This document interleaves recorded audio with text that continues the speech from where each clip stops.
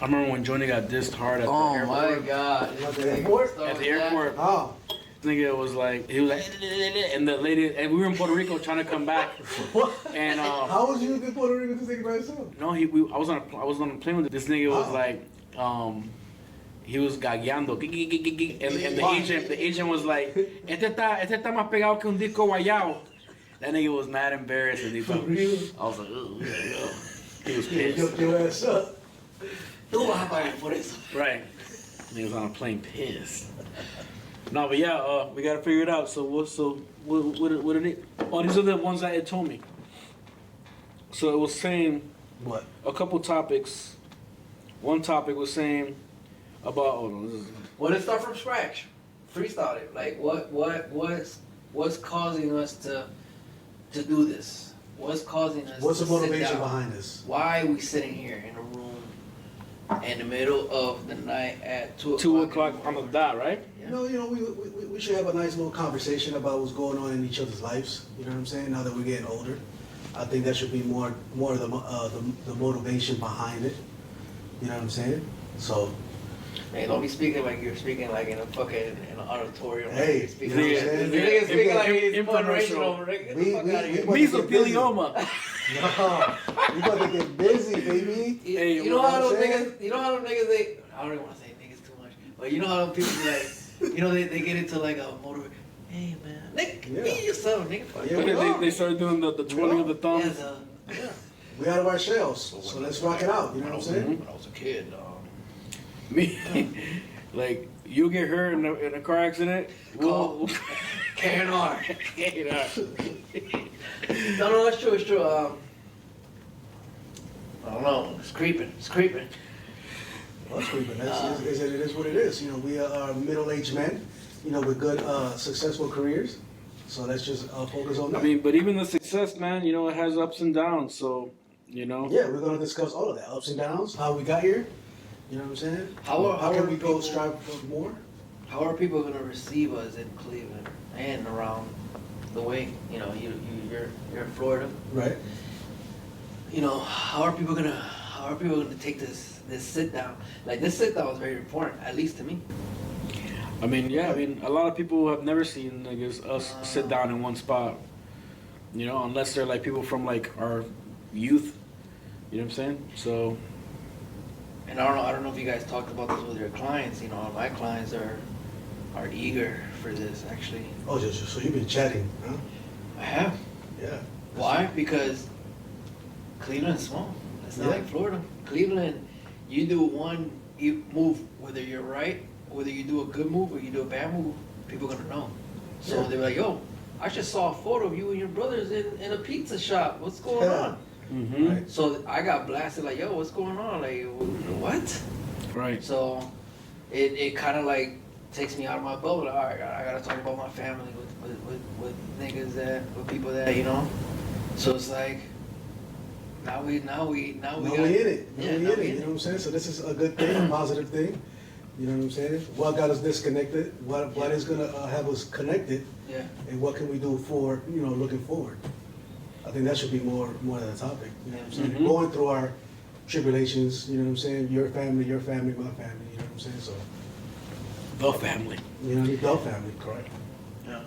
But even then, too, it's almost like, not almost like, but trying to pinpoint on what exactly is the end goal of our careers, or like what is it that we want to do? Like, what's the point of going through everything we go through for what? You know, because you know, as a business, like running a business, or not even a business, just Like, it's a business, but for us, this is just our way of life. Like, we're not the type of cats that are gonna go to a job and work 9 to 5. We're the type of guys that we need to have control over our income, control over our calendar, time, Correct. who comes into our chair, our, Correct. you know what I'm saying, our space. So Yeah, I really manipulated it. That setting back, you know, back in '99, 2000. I never really want that to. shit was crazy. You know what I'm saying? I never really want to work for nobody. I didn't see myself working at a factory. So this came right in, like slapped me right in the face, in which I had to run with. You know what I'm saying? So I'm glad that I did. You know what I mean? Because you know, this led for you guys to do the same thing. So that, you know, it's pretty cool. hmm To be honest. No, yeah. I mean, let's talk about that. Let's talk about how the fuck we became barbers. You know, like even like. What is your point of view? How you become barbers? What is your point of view? I'm saying all of our point of view. My point of view is obvious. You know, it comes from the chain. But looking back, I feel like we all came from stroke. yeah. But I'm saying, but like even just barbering and so, when you really dial it back, I remember when I went to PR for the first time by myself after in 2000. Remember, I went solo with I went by myself, Yeah. and then we went together right after. Yeah. We all went together. And remember we linked up with Angelito. Correct. And that nigga inspired me because he was already big. You know, I never even thought about becoming a barber even until years later. I was like 30 when I started. But So you was 30 when you actually came along. I was 30 when I decided to make it my job. Damn, Kevin Hart. Right. No, I was 30 when I decided to become a barber and that like making that my job for Okay. real. But I'm saying like back then when you look at Joel and Joel Angelito, Correct. them cats was like them niggas is barbers too. Even mommy does hair. It was almost like Yeah. subconsciously it was like creeped. Yeah. But obviously this nigga was cutting at the house. Yeah. See, for me was because we all went in 2000, 99, 2000. 99, I was already playing around, you know, with some of my people from school.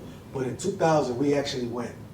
And at that time, you know, he was, you know, Angelito was the one that really put that seed. So when I came back motivated, you know what I'm saying? And from there, I just took off. Even I was messing shit up and I was doing, but I was so locked in that there was nothing, but that was really the inspiration, I'm gonna be honest with you. Mm-hmm. Plus, on top of that, you know, at school, there was already barbers doing the same thing. You know, you had tone cuts, you know what I'm saying, cutting hair, you had Abdullah cutting hair at that time. I'm talking about 99, 2000. I'm younger, so they was already running. So I had to, you know, catch up to what they were doing. You know what I'm saying? That's how I built my clientele. Everybody had the clientele in Lincoln West. You know what I'm saying? So it was like really, really, really competitive at that time. Really competitive. No, honestly, from my perspective, you know, because I was the young nigga and I'm in the house. At the house, like everybody was at the fucking house. But what's dope was that not only you had your clientele that was niggas from your grade, Christian had his friends and people his grade coming to get cut by you. Right. And then I had niggas from my grade Right. coming to get cut by you too. Right. So it was almost like you had 3 generations of people coming to the house making fucking bread. Yeah. And I wasn't even thinking of money at all. I wasn't even thinking about that until later on. Like for me, when I decided to say, you know what, fuck, I'm gonna cut hair, was when I was in the studio fucking smoking mad fucking weed. And one day I was like, man, I'm fucking broke. And then I remember I went on a Friday to get a haircut because looking back, it's so funny. This nigga would come back here free my whole life, but I always come now as a barber. I'm realizing that I went to get a haircut on the worst days ever.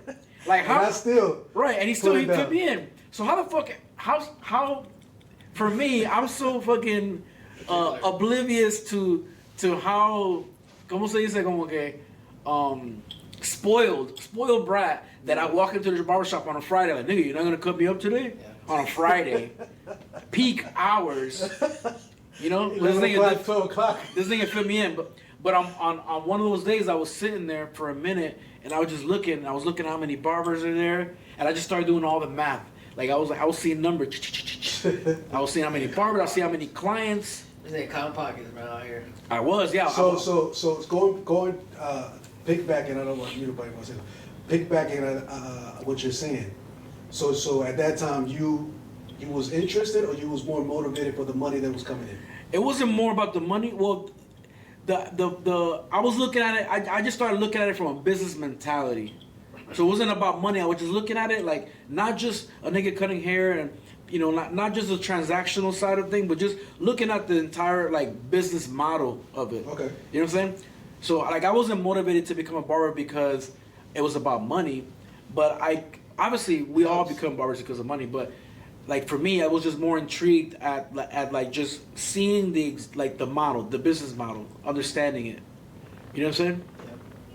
But I'm gonna be honest with you, like when, you know, I never really cared about the money at like the first 6-7 years, and I didn't care about. I was making some money here and there. No, you were a young blowing kid. it. It was a craft for but you. I didn't care about the money. The money was gonna come regardless. But when I knew that it was serious, when I was playing around as a hobby for real, cut hair, and then I was working. We were having our job at Carrabba's. You had to quit. You know what I mean? And then when I seen that the money, that's when I seen that the money. I was like, okay, I'm making more money at home. Yeah. You know what I'm saying? Chilling, bullshit, and talking with my guys. Then clocking in, I was making that paycheck twice. Yeah. So when I was like, hey man, what's going on? So then that's when I really decided to quit. But he was still. But the thing was, cut. with me, I have a different perspective because I was going through, a breakup with my daughter and blah blah blah, and I don't know if he remembers, but I saw Chris go, for me dropping him off at BBR, Mm-hmm. just dropping him off there, and me not, like I said, me not noticing the opportunities that were there. What is Me- BBR?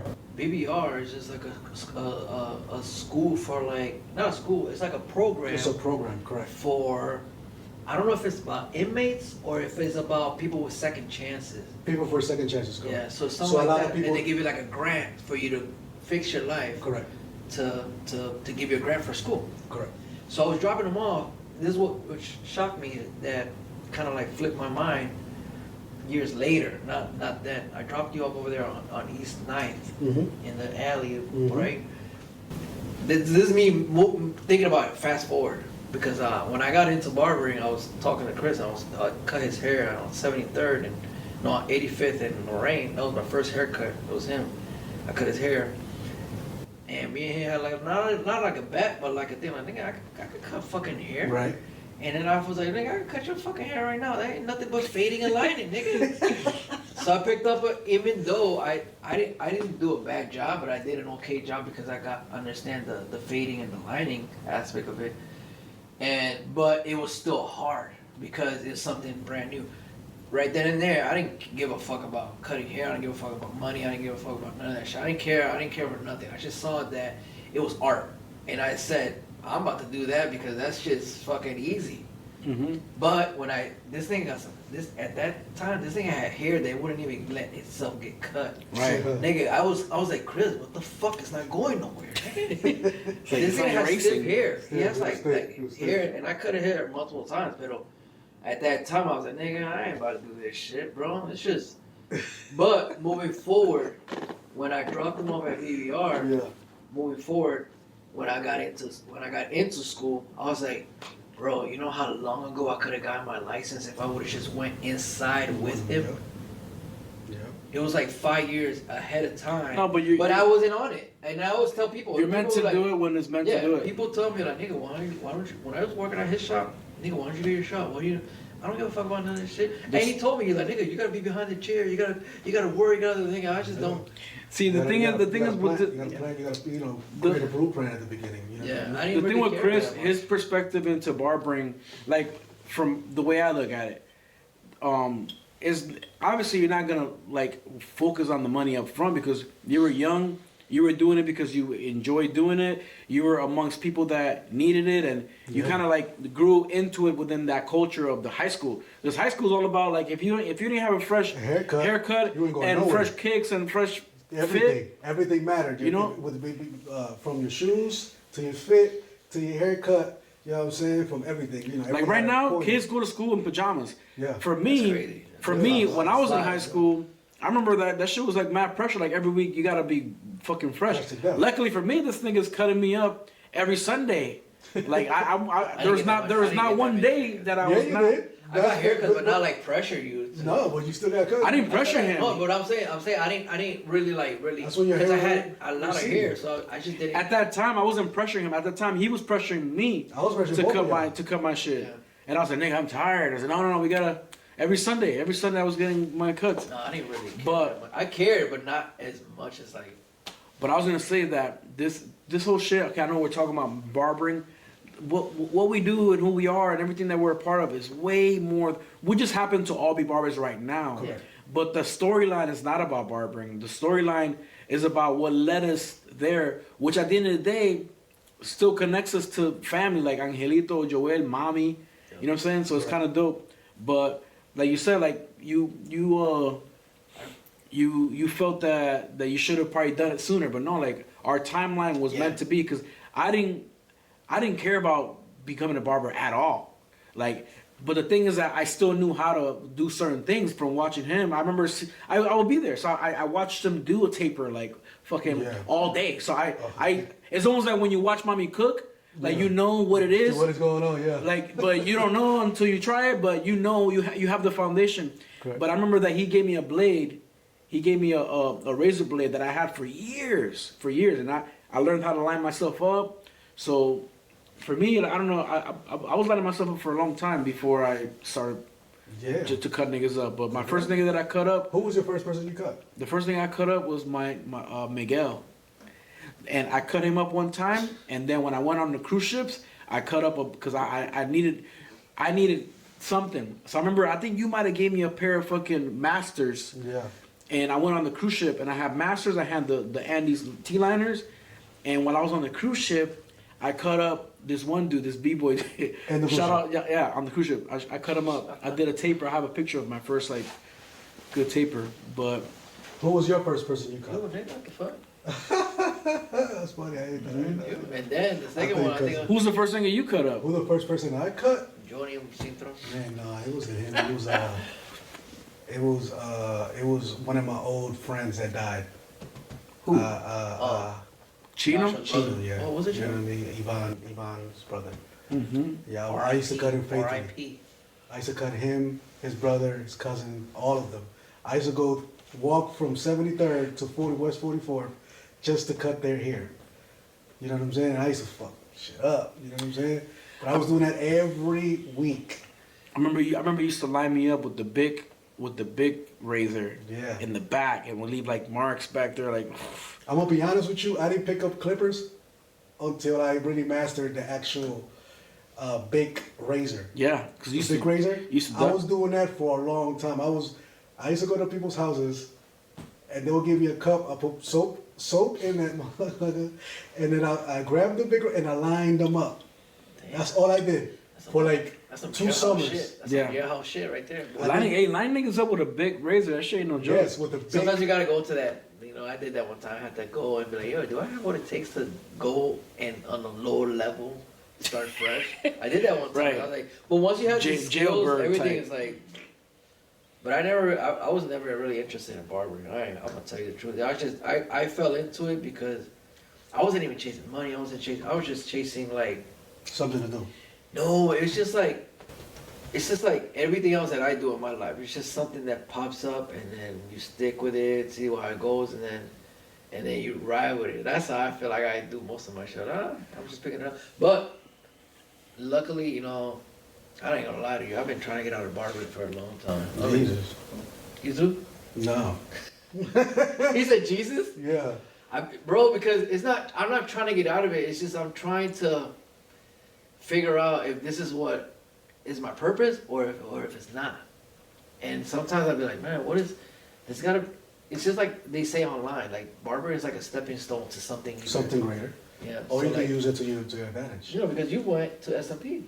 Yeah, but you used it for breaking and you used it for other things too.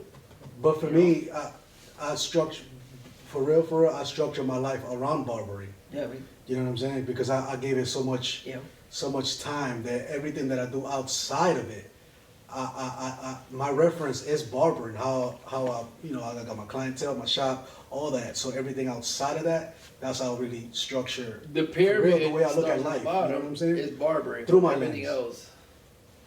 I get what you're saying, but I just feel like right now, like it's not that I'm trying to. I had this talk with him. I was like, bro, I don't cut as much because sometimes I feel like, bro, like it. I don't know. It's just, for me, like to be honest, for me, barbering is new as fuck to me, and every day that I'm like cutting. How new is it? For me, it's new because mind you, like, bro, when I was 14 years old. When I was 14 years old, I stumbled upon breaking, and I put everything in me, every moment of my day, while I'm in school, when I'm at home, when I'm dreaming, everything was all about breaking. Like every day for fucking over a decade. That's passion. Yeah. For over a decade. I felt that passion. That's passion. Mhm. That's what I'm saying. I used to take them to break. If you dream about something, that's I passion. dream about that shit, and I wake up and I'm like, hell yeah! And I go to school hyped to see my homies because we know that after school we're gonna go do this. So for me, I always try to compare this new shit to my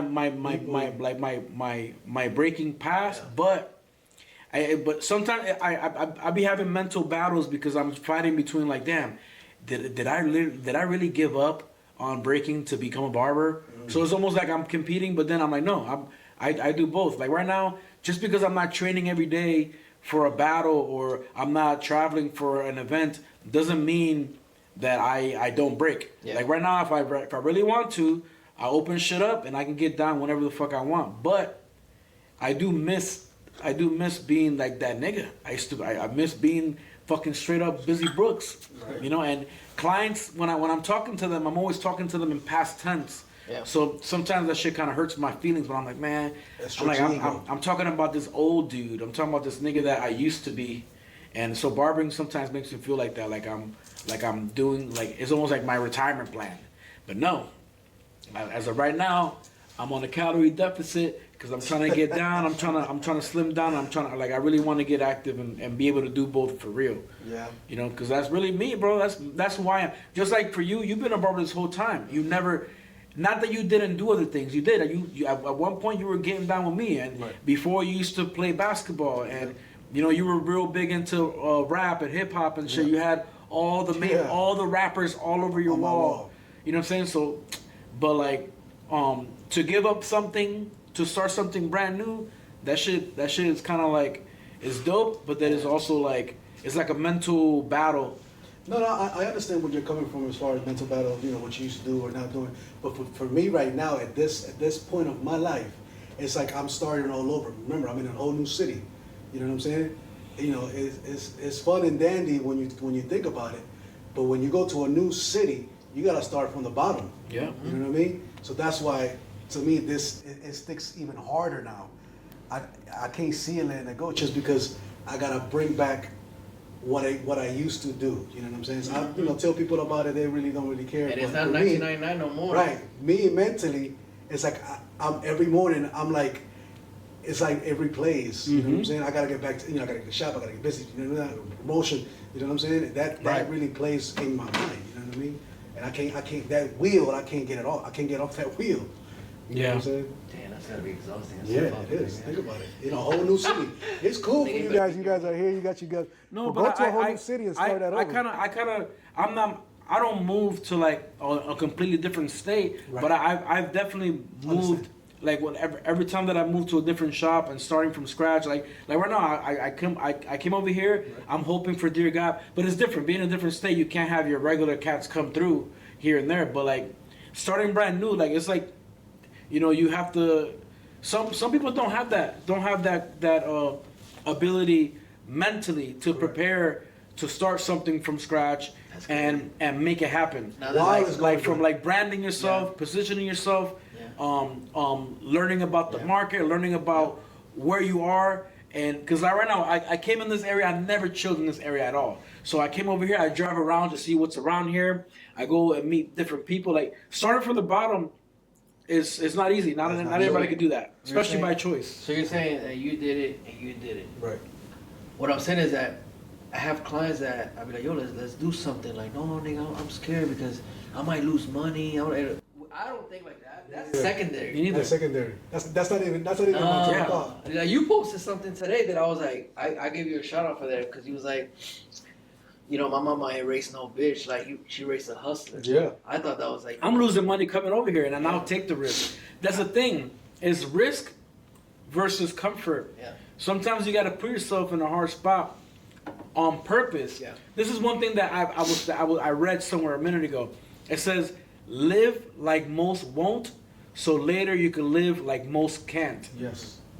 So I purposely have many times have lived below my means, knowing that I'm struggling just because I know that it's gonna pay off. Yeah. And when it does pay off, I'm free as fuck. I can do whatever I want, whenever I want. Say that again.